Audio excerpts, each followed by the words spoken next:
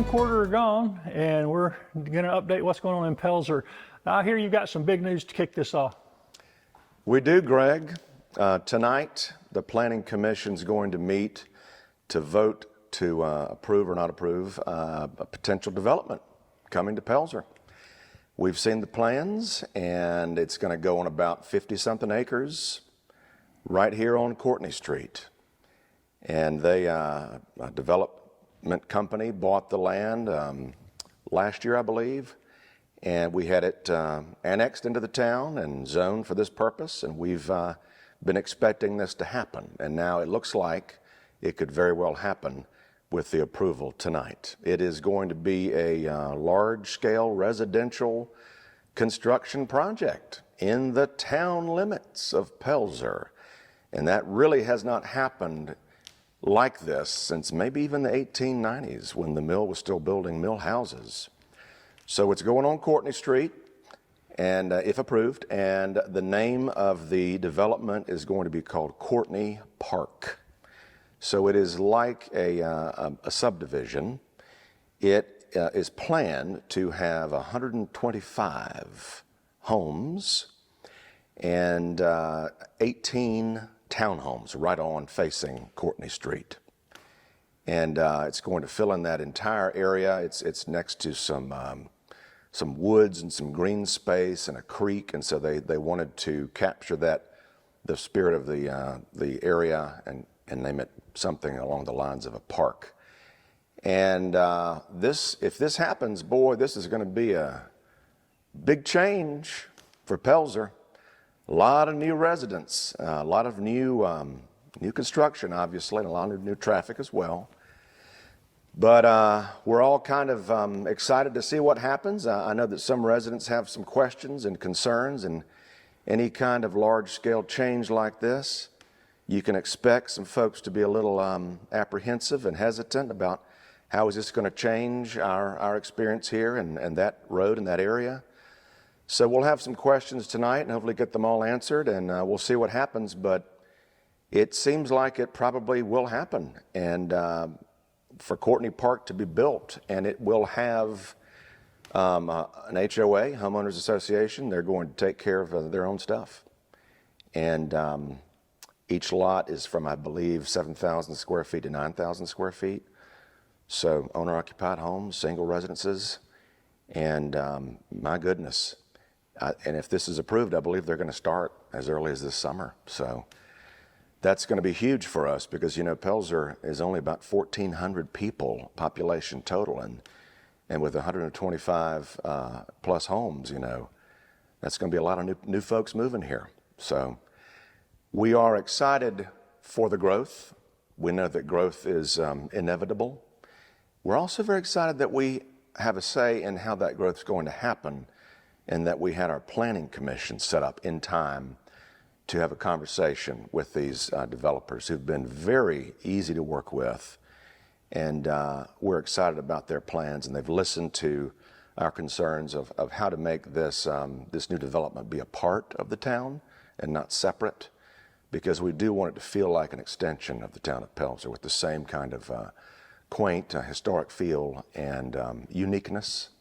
So we're excited to see what happens, but this passes tonight and it starts to break ground and happen. Boy, you're going to see a lot of activity in Pelzer. Well, and you just mentioned restoration projects and stuff. What kind of things are you working on in that regard? I'll tell you what, we are doing so many things right now that are brand new to us. So there's a lot of education going on how to proceed. There's a lot of activity happening. And these restoration projects that we are actively engaged in with the old community building and the hospital, the old hospital, we are figuring out how to go through all the requirements that are necessary in order to achieve the historic restoration requirements so that we can also achieve the historic tax credits. That's a big deal for us because these projects are going to be very expensive. And once we go through that process, we'll be able to get up to 45% of our investment back to the town. And for a town like Pelzer, who has limited resources and no property taxes, that's going to be really important.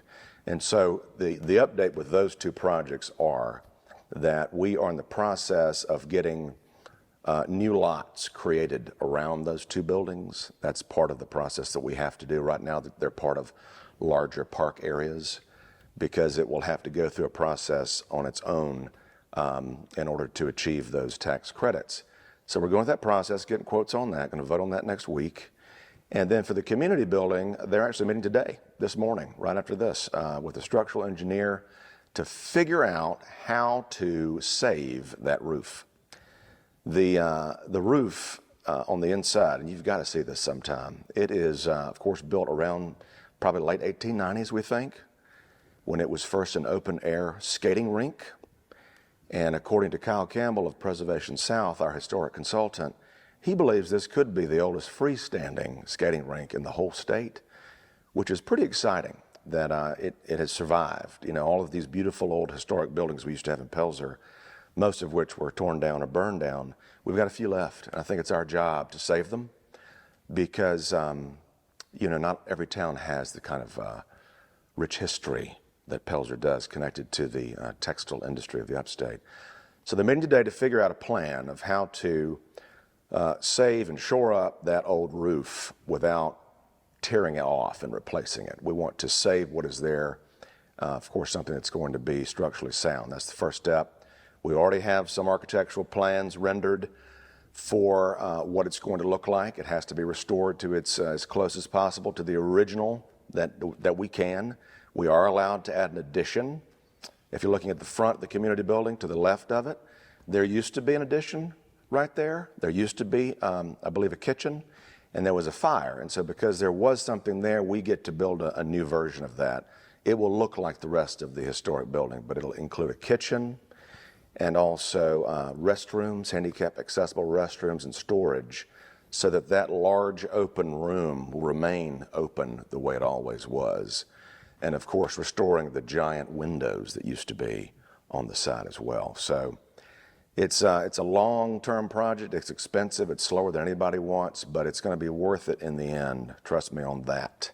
And then, of course, the old hospital, originally built in 1890 as a lyceum, where they had libraries of books. And we have taken the vinyl siding, of course, off the front of that and exposed the original clapboard siding, and even found some fish scale shingles on the tower.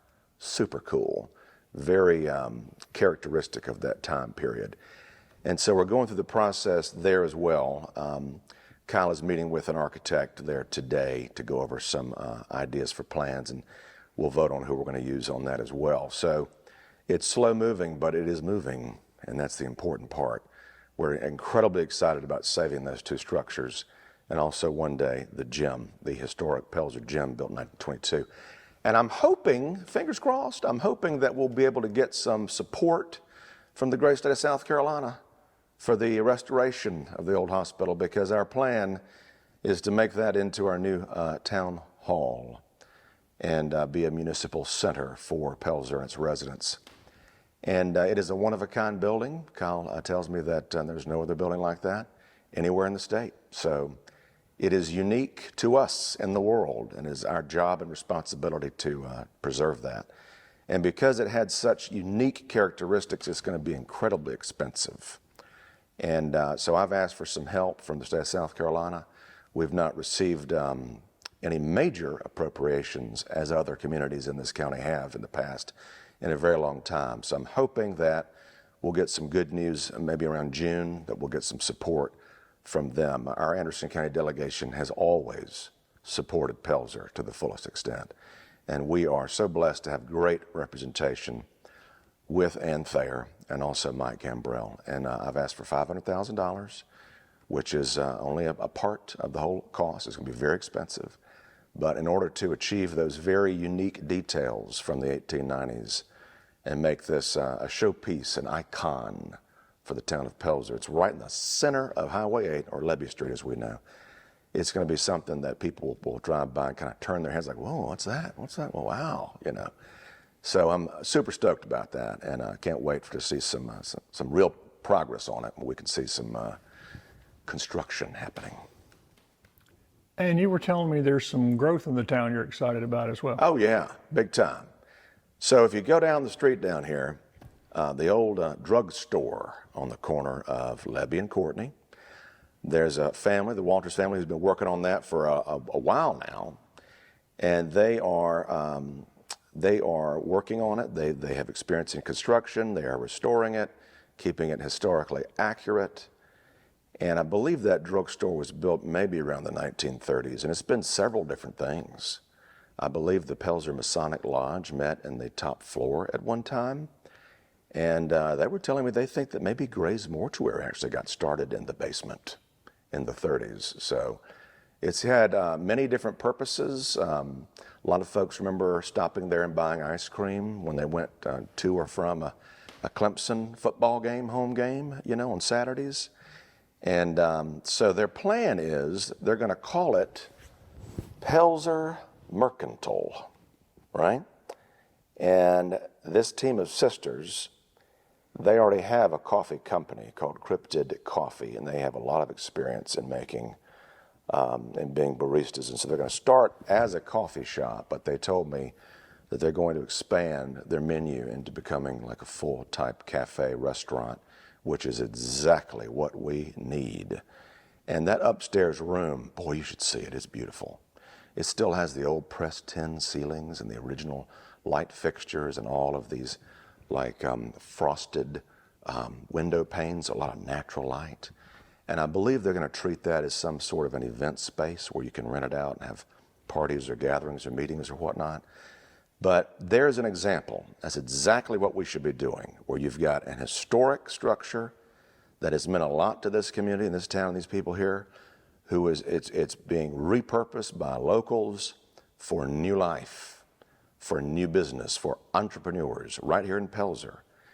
And boy, everybody's going to see it because everybody and their brother drives on Highway 8 every day. This is the real Southern Connector, okay? Especially on Clemson home games, buddy, I tell you.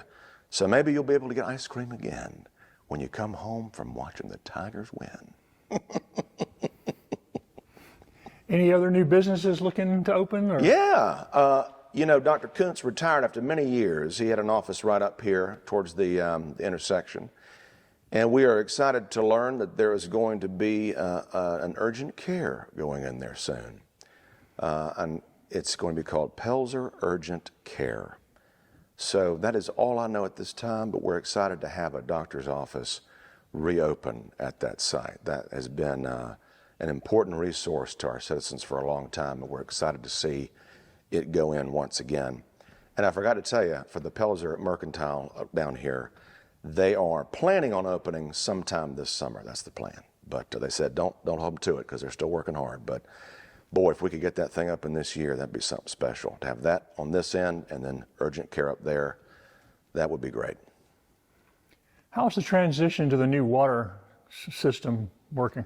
Thank you for asking that. We have really enjoyed working with Greenville Water. They've been very supportive and very easy to communicate with. And they are actively right now replacing all of the hydrants in town. I was just out by the ball field earlier and saw them collecting their materials to get busy today. And so they're going street by street and replacing all of our hydrants. There's about 70-something that were needing to be replaced. And we're so thankful that this deal worked out because, I was just speaking with my maintenance workers this morning, all two of them. I said, boy, isn't it great that we don't have to replace each of these hydrants $10,000 a pop over the next decade? They're doing it all at once, and we're not having to pay for it. It is such a great deal that we got to use this opportunity. They had received a massive ARPA grant to replace the entire system, update all the lines, which are on average 75 years old. And of course, in doing so, I'm going to keep on saying this because it's a huge, huge, huge important deal, is that by selling the water system to Greenville Water and the sewer system to REWA, they are taking care of those systems. They own those systems and can do so much more than we could ever have done. And everyone's water bill in town has already dropped by on an average of 30%. So that's a big dadgum deal right there, okay? you're getting better service, better systems, better water for less money. I mean, who gets to say that? That's huge. So that's a home run for Pelzer right there, buddy. It really is. But we enjoy working with Greenville Water, and they've been very supportive, and glad to see all these new hydrants going in. And speaking of the ball field, I just got word yesterday that the restoration of the infield is finally supposed to happen next week. They're coming up here hopefully on Monday to redo the entire infield of that old historic baseball field that's been there for 100 years. Seriously. It was a hub of community activity. Oh my gosh, I was just talking about this morning. You know, there used to be a giant wooden grandstand and like a race track around the ball field where they would race horses and then motorcycles. And back in the day, they'd shut down all 4 cotton mills for a week during July 4th. They called it the Glorious Fourth. And it was like the only time of the year where you didn't hear the humming of the 4 mills going. And everybody would gather at the ball fields and have a grand old time, the Glorious Fourth, and all these games and fireworks and races and competitions. And you can just imagine how amazing that was. So it's important that we restore the things that we have while we still have them. And I hope that by doing this, it will launch a new interest in that area and give us a reason to continue improving it. You know, someone asked last night, they said, well, you spend all this money on this thing, and who's going to use it, right? Well, we do have a church that's been interested, and hopefully there'll be some more folks. And right now it's just basically first come, first serve. But I told them maybe we should plant some corn and call it the Field of Dreams. If you build it, they will come. Hey, there's a connection there because, you know, Shoeless Joe Jackson was in that movie. And good old Shoeless Joe used to work in that mill right down there when he was a child, 6 years old, till about 12 when they moved to Brandon Mill and he started playing ball for that team. So you got to think, I'm going to claim it. Little Joey Jackson picked up a ball and a bat on that field when he was a boy first. That's what I'm thinking. Little Joe. So we're excited about that. We hope it'll start something new over there as well. We have so much green space, so many parks, and so much potential. It's just hard to get to it all, you know, when you got just a couple of people and limited resources. But you know what? It's worth it. We'll do a little bit at a time. Get there one day. And speaking of parks, I always have to ask you, what's going on at Monkey Park? Anything? The Monkey Park, we love the Monkey Park, the almost world famous Monkey Park. Well, as you know, we just, you know, it's right beside the community building and the Wilson Cemetery. And we spent a lot of time there recently cleaning up for the big old Easter egg hunt with the Church of God. And we always have plans for the Monkey Park and trying to improve it. It's got such potential, and folks have been telling us they appreciate the fact that we're working on it and trying to keep it up because it had been neglected prior to that for many, many years. And there is a master plan in progress that was paid for by the county, and it's a really good master plan. And we're just waiting for that to be completed. I think we're waiting on some funding. I believe that's what I was told, but it will be, I think, you know, again, as more people return to the park, the demand for things will increase and give us a real reason to make some major changes. Like right now, those old bathrooms are not operable. They've been vandalized. They're too small. They're not handicap accessible. So I would think the next thing to do is to figure out like how to create, either upgrade those or build brand new ones for the 21st century and have a plan for that if the demand is there. And that's the thing. You can't just build a bunch of stuff if nobody wants to use it. But if you see the potential of it attracting more people, obviously, that's what we want to focus on. I'm still very much interested in getting that master plan finished, but also having master plans for the other park areas, such as the ball fields. And I've talked about this at length before, but I think we're actually going to be able to make a move on it this calendar year. and that is the big parks conversion, especially now with the interest on Courtney Street. You know, the town owns about 120-something acres over there at the Lagoon property, and while it is currently designated, most of it as park, that is a good thing. We might have some opportunity to undesignate a portion of it right on Courtney Street for future development, and we can't do that until we go through the parks conversion process, which means that we take a bunch of land that is not currently designated as park, cobble it all together, and then submit it to do kind of a switch, right? So that areas that could be prime for development could be undesignated as park as long as we replace it with land of equal or greater value. That's the rule, that's the system, and it goes through Columbia and then all the way up to the National Park Service. So it's a 2-year process. So it's one of my main goals is to get that process rolling this year. It's very important because, like I said, it's a 2-year wait process. So there could be someone that comes along after Courtney Park is built and say, oh, I got a great idea for this. And we say, oh, I'm sorry, it's got to be parked for 2 more years, you know. So I'm just trying to set the stage for what's coming. You know what I mean? And that's the tough part because you can't see it immediately. But if you can believe in that vision, and if everybody here can just, you know, get together, get behind us, and get off Facebook, you know, quit that. Stop assuming things. If you want to know what's going on, call the people who are doing it. We would love to tell you about it and to talk to you face to face and not behind, you know, your phone.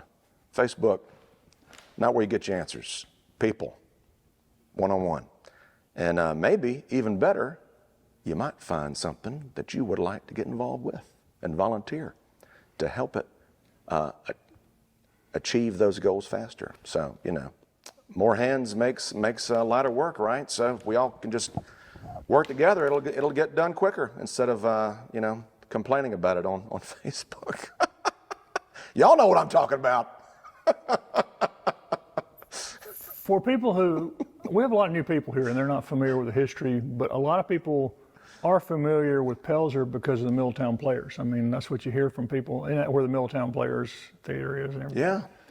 The COVID era was a huge hit. Are y'all recovering from that, and how are crowds coming back? And That's a great question. Yes, to take off my mayor hat and put on my Midtown Players hat, because they are separate. We received 0 funding from the town of Pelzer. Very separate entities, just make that clear. But Midtown Players is now in its 10th season right here. I'm sitting on the stage of the historic Pelzer Auditorium, which was built over 100 years ago. And yes, we have experienced some massive challenges. The pandemic shutdown, of course, was the absolute worst. And I would say this, I try to keep in touch with all of my colleagues who run other theaters in the upstate and try to see and ask them, what are the trends? Like, what are you seeing, right? Well, everything is more expensive, including everybody's ticket prices but mine,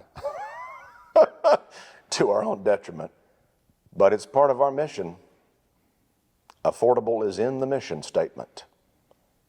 That's why we do this. So, quality and affordable. So our ticket prices are still the cheapest out of anybody. Sometimes a fourth of what you'd pay down the road, up the road in Greenville. But I would say that it's starting to feel like the old days before the pandemic. The excitement is certainly back. I think that in general, people's habits of what they choose to do with their free time and going out have changed. The world has changed a little bit, and folks have more options to stay at home. And so it's been slow, but we've also gotten smarter about how we do things. We've reduced the total number of shows per production because we just saw the demand wasn't there for it yet as we rebuild. But for example, the show we're doing right now, which opens at the end of this month, it is a very popular themed concert that we did 2 years ago that they wanted us to bring back. It's called Under the Boardwalk, Back to the Beach. It is a concert of beach music hits. And what I've done is we went through the whole set list and we picked the songs we could not do without. So we kept 15 of the original, like 30 songs, and we've added 17 new ones. And so it is going to be a remount, but it's going to feel very different. And we've built this giant 45 record platform that we used last time, but right now we've been working with Clemson University in figuring out some engineering on how to build our own custom turntable that is attached to some aircraft cable to a crank that one person can operate so that all 4 of our performers can stand on that 45 record and it can spin. Finally! We're gonna spin that record, baby. We're doing it. So that's gonna be fun. But as you can see, we got our vintage Myrtle Beach postcard behind me. We're getting in the mood of going back to the coast and celebrating our state popular music and our state dance, beach music, and the shag. I mean, come on. Nothing could be finer, as they say. And I'm very happy to share that the interest and excitement for this show is increased and is such a big deal that we've had to add a 3rd weekend of shows. So we've got 3 new shows we just added in May. It's Mother's Day weekend, but we're not performing on Mother's Day. But that's exciting to be able to go back to the 3 weekends instead of back the 2, which we've been doing. So I hope it's going to be a hit, and I think that it will. I think it'll make a lot of people really happy. You know, there's nothing better than making a big old room full of people happy with the music they grew up with, played live and performed live right in front of them by some of the upstate's best musician talent that we've got and we can find. So it's going to be a lot of fun, and you're right, people come to Pelzer from all over. We typically bring in folks from all over the state, even in North Carolina and Georgia. Usually on average about 30,000 people a year come to Pelzer to see a show. And we are the sole tourism industry of this little town, and we're proud to be here. Wouldn't want to be anywhere else, wouldn't want to be in any other town, any other county. This is exactly where we need to be and want to be, and we're excited to keep growing. You know, we do a lot with a little. Some of my colleagues, their theaters that we produce the same amount of stuff, they have staffs of like 10 to 15 people. We've got 3.